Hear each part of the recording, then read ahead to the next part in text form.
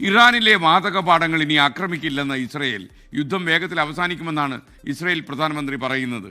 Hormuz കടലിടുക്കിലൂടെയുള്ള കപ്പലുകളുടെ സുരക്ഷിതമായ ഗതാഗതം ഉറപ്പാക്കാൻ സഹായിക്കുമെന്ന് ഇപ്പോൾ യൂറോപ്യൻ രാജ്യങ്ങൾ പറയുന്നു. ഈ ഇറാൻ യുദ്ധവുമായി ബന്ധപ്പെട്ട് ഇസ്രയേലിനെതിരെ നമുക്കറിയാം ഒരുപാട് ആരോപണങ്ങൾ ഉണ്ടായിരുന്നു. അതെല്ലാം വളരെ ശക്തമായി തള്ളിക്കളഞ്ഞുകൊണ്ടാണ് പ്രധാനമന്ത്രി ബെഞ്ചമിൻ നെതന്യാഹു ഇന്ന് മാധ്യമങ്ങളെ കണ്ടത്.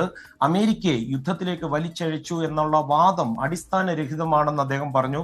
ഇന്നലെ ഈ വിദേശ മാധ്യമ പ്രവർത്തകർക്ക് മാത്രമായിട്ട് നടത്തിയ ഒരു മാധ്യമ സമ്മേളനത്തിൽ അല്ലെങ്കിൽ പത്രക്കാരുമായിട്ടുള്ള ഒരു ഇന്ററാക്ഷനിലായിരുന്നു അദ്ദേഹം ഇതൊക്കെ പറഞ്ഞത്.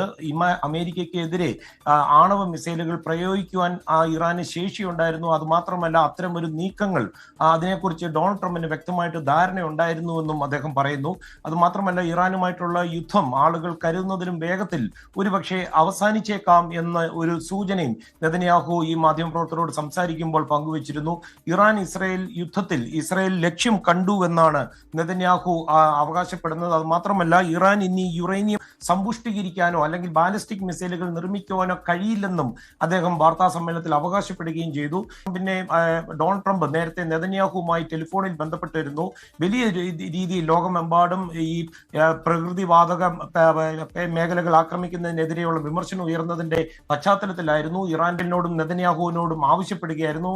അതേസമയം അമേരിക്കയുടെ ഈ ഒരു F-35 വിമാനം ഇന്നലെ ഇറാൻ ആക്രമിച്ചു. ഏതാണ്ട് $10 കോടി മേൽ വില വരുന്നതാണ് ഈ F-35 വിമാനം.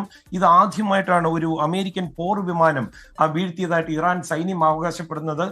ഈ ഇറാന്റെ വാതക പാടങ്ങൾ വീണ്ടും ആക്രമിച്ചാൽ അതിശക്തമായിട്ട് തിരിച്ചടിക്കുമെന്ന് ഇറാൻ വിദേശകാര്യമന്ത്രി അബ്ബാസ് അറാഗ്ചിയും പറയുന്നുണ്ട്.